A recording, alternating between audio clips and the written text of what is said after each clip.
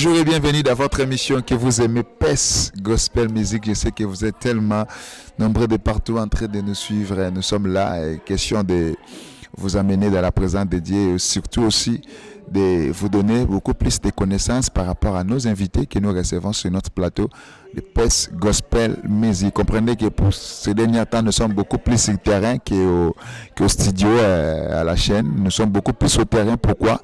Parce qu'on a besoin d'informations pour que tu puisses abino comme nous les faisons bien sûr. Alors, j'aimerais que vous puissiez rester avec nous jusqu'à la fin de l'émission parce que vous aurez des belles thématiques et beaucoup de connaissances et vous ne manquerez surtout pas à être bénis parce que vous nous envoyez aussi vos témoignages par rapport à nos émissions et il y a des gens qui disent que non.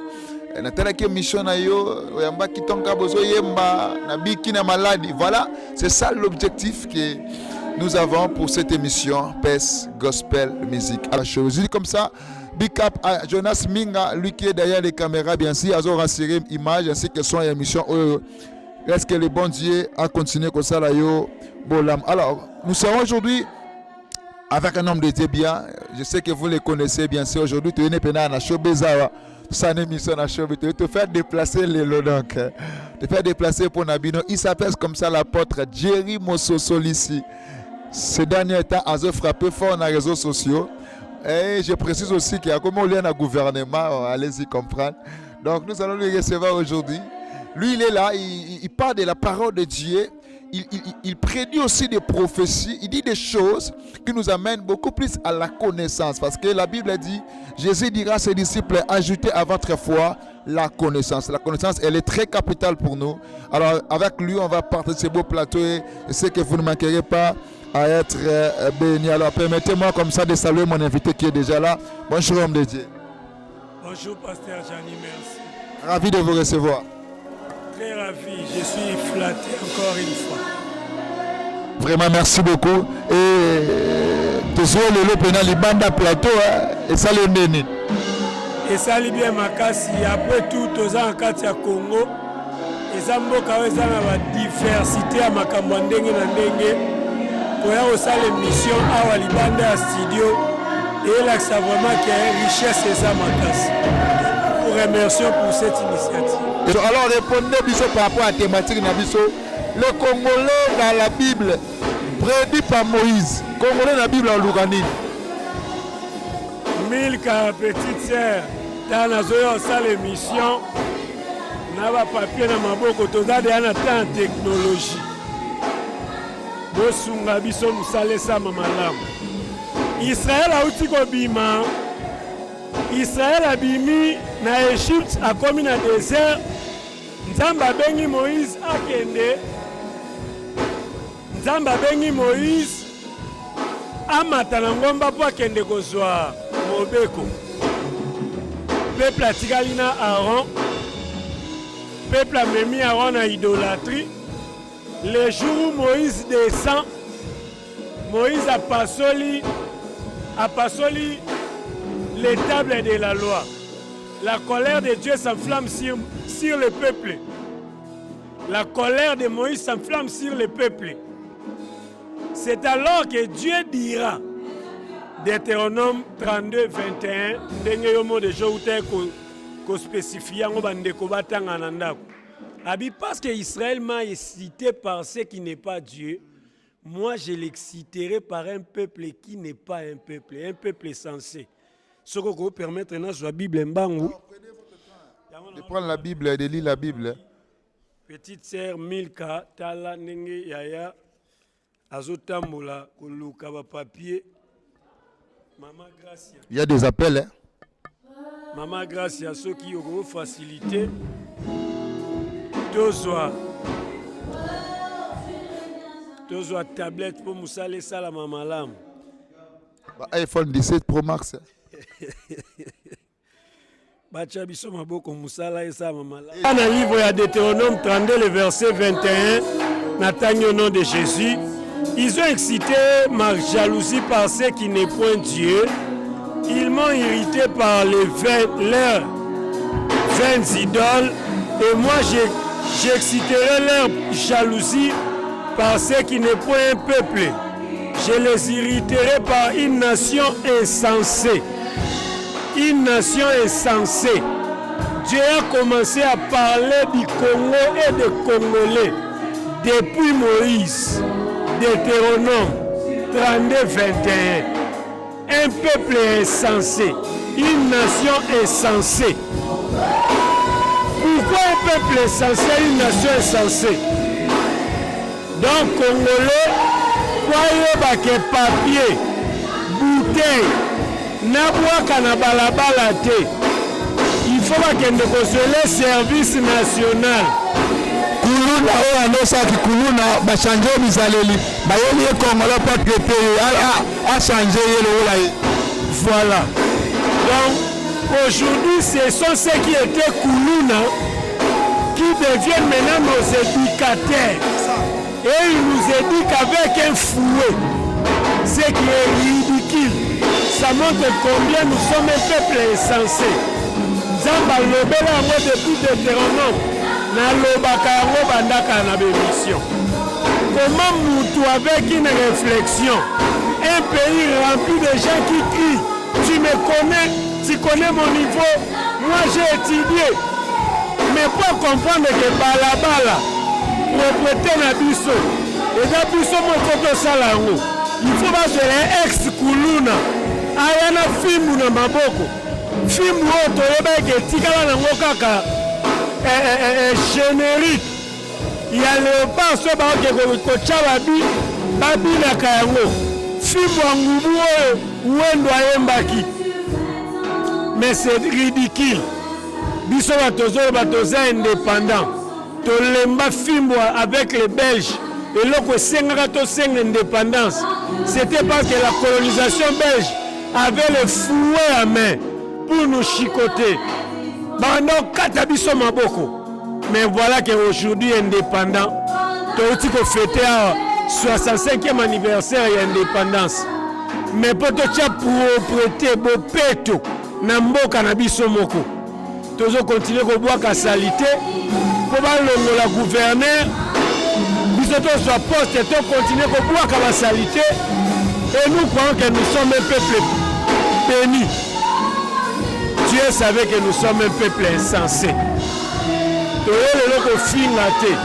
Mais toyoko talisa. Nazana ba makamu. Ba point moko. Mi bale misatu ebele. Oya ko démontrer que réellement le Congolais est le peuple insensé que Dieu a parlé à Moïse depuis le désert. Le long de l'inami to vendre la texte biblique wana.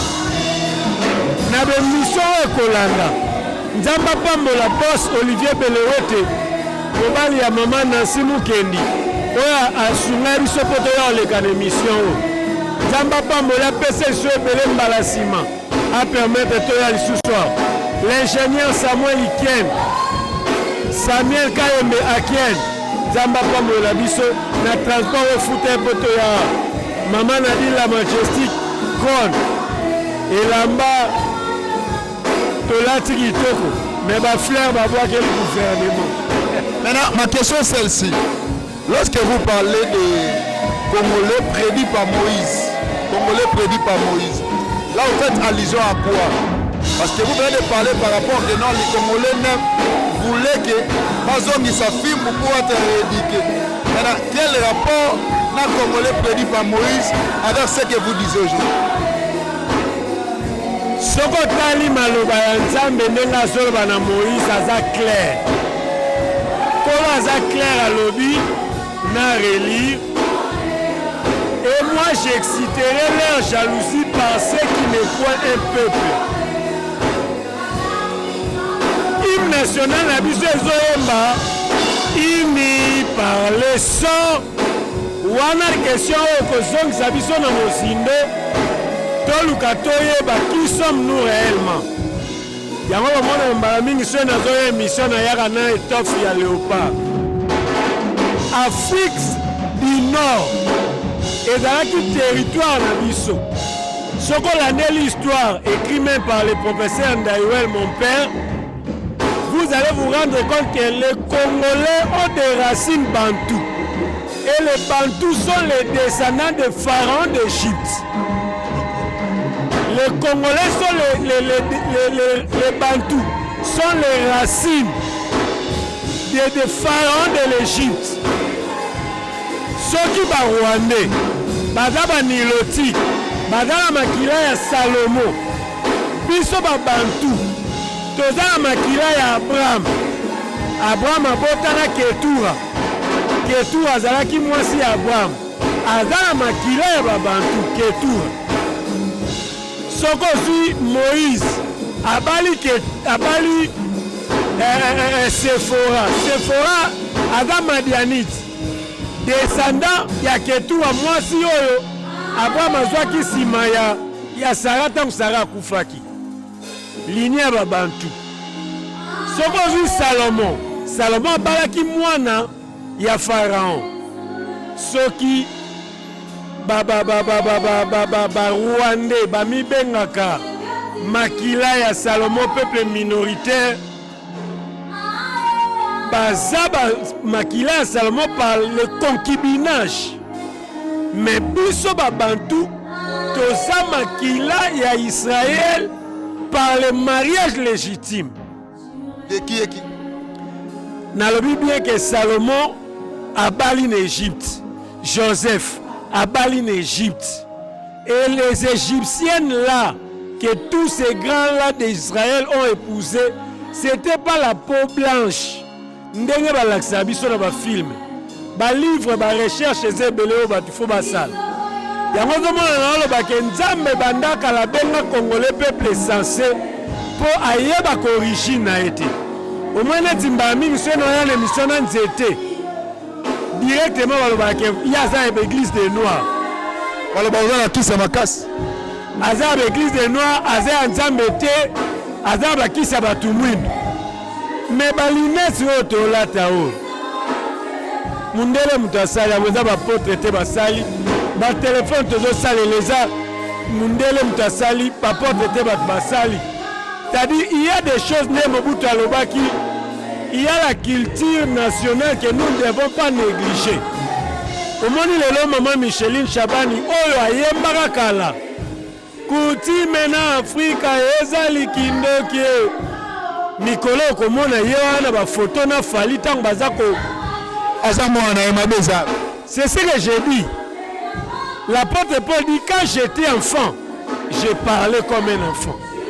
Mais quand j'ai grandi, na longoli makambu nyonso ezala ya bomwana. Est-ce que yo kalisu frère Patrice lelo ayemba lisusu évangile yaki ya ofele bakomi koteka yango. Il a compris que l'évangile est gratuit. Mais l'évangélisation n'est pas gratuit. Ce qui fait qu'elle a évolué. À la fois, elle a augmenté la connaissance.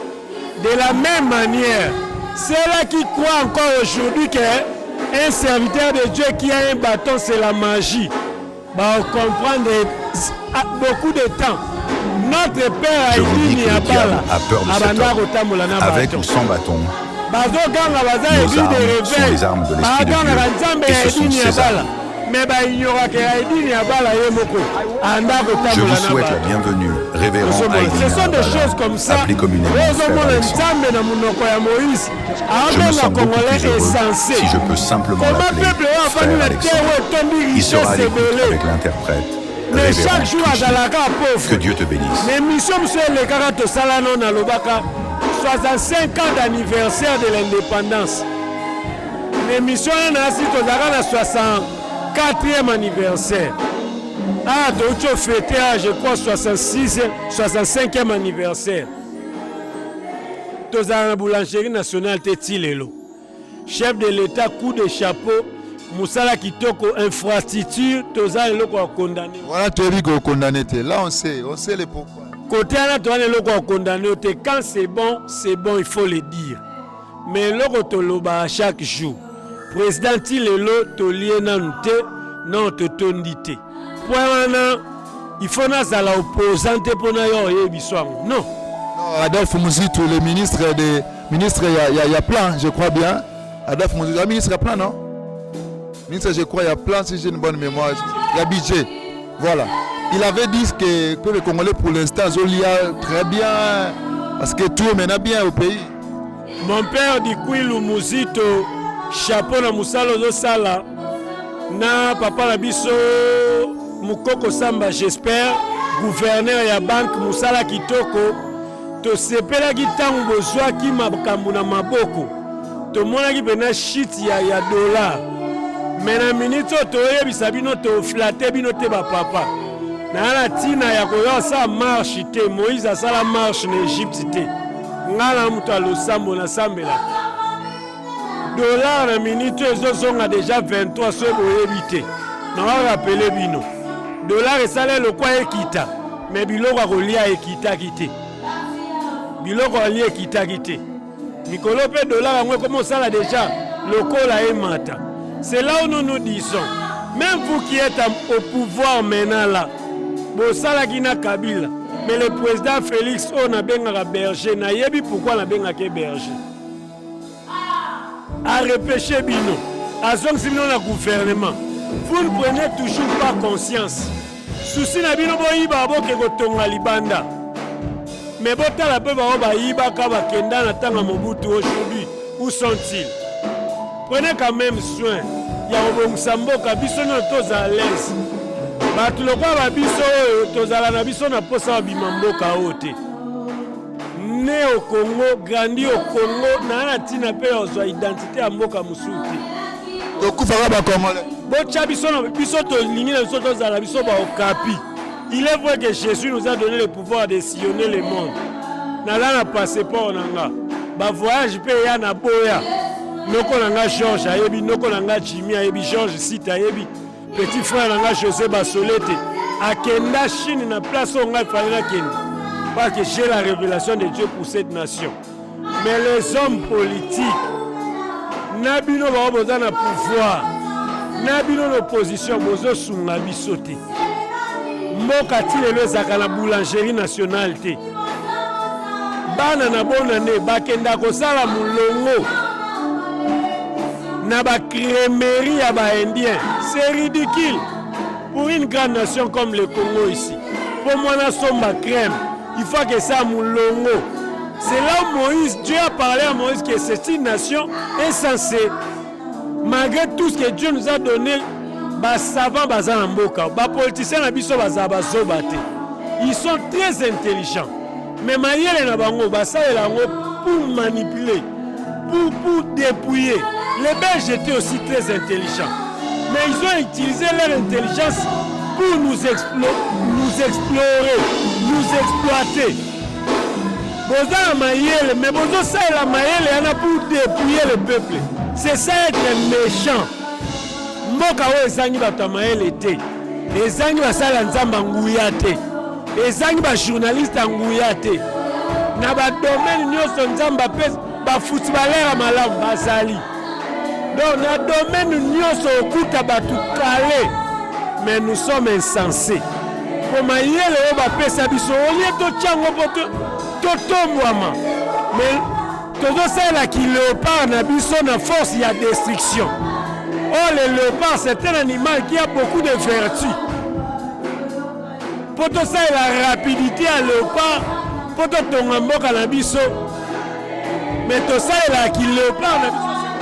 Maintenant, l'homme de Dieu, quoi faire? En fait, expliquez Bissot. Vous dites que non, le peuple congolais est insensé, tout ça là. Alors, que pouvons-nous faire pour l'instant? Parce que ne parlons pas seulement sur les problèmes. Proposons maintenant des solutions. Qu'est-ce que nous pouvons faire pour que les gens qui nous suivent, les autorités qui nous suivent, la population qui nous suivent, les hommes de Dieu qui nous suivent, parce que vous nous montrez là où nous sommes limités. Alors dites-nous encore quoi maintenant faire pour que les limites soient conscients de travailler pour faire développer notre pays. Pasteur Gianni Ngituka, na pesio merci. Au CPLA makasi tango mona biso présent na libala na o les gars qui toko sal qui toko to leto meli. Na yaki na mama Maria, ma famille, nde na uti de akoloba bato bazotala musapina elati lopete te ngana yo nde nalobaki deja cameraman na biso minga aza na nsima kuna bosalaka mosala kitoko mais soki tozokontinue koyaka kopesa basolution deja bango bazozwaka mayele na biso bazobeneficie nango biso tozolia te tomisunga mpe te biso moko. Bible est claire que c'est la gloire de Dieu de cacher les choses, mais c'est la gloire au roi de révéler les choses. Et soki Joseph azalaki pressé ya kopesa basolution na prison bisika azalaki Potifar ndanga ake kopesa ngo Pharaon. Omwana eti lelo soki na oyo oyebisa bato ke nga mutu nakomela apôtre Emmanuel Mbiye mula ya papa na Moïse Mbiye lettre pour nous convaincre que c'est ton enfant qui doit te succéder. Bato bandima yango te parce que je n'ai pas une grande église. C'est là où j'avais dit que Moïse a sunganga te. C'est-à-dire bato Joseph asakoleli bakomi na grandeur babosai na bango Joseph na prison. Soki nga na osala ba mission nazomemela bango ba solution. Bango bazozwa ba pouvoir bazobonga baza ko reconnaître peut-être que soki nga lelo naza boye tala mutu asakolelaka ngai ye wana. Pour être sincère, pour aujourd'hui, votre question là, je ne donne pas de solution aujourd'hui. Maintenant, pour que les autorités prennent la solution, c'est pas Luka Yomogo qu'on puisse te chercher, c'est ça que vous voulez.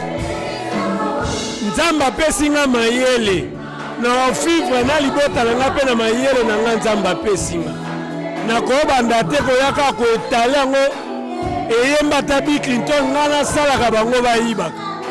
Donc à un moment, il faut pas qu'on appelle la capacité à reconnaître que non. Aux apôtres, ne parlez pas de mission profane.